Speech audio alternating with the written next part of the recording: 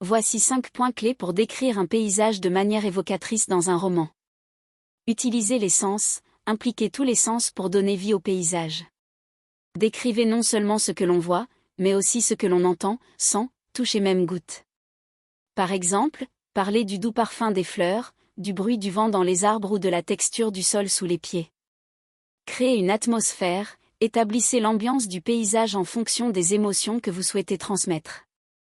Un paysage peut être serein et apaisant, ou au contraire, sombre et menaçant.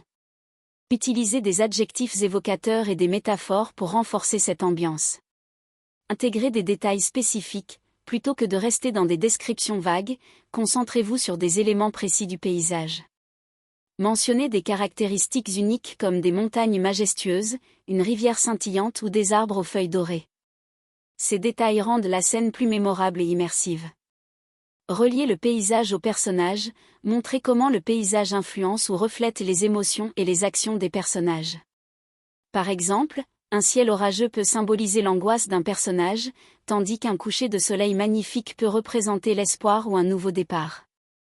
Utilisez le mouvement et le changement, décrivez le paysage en mouvement, que ce soit par le passage du temps, le lever ou le coucher du soleil, ou par les changements de saison.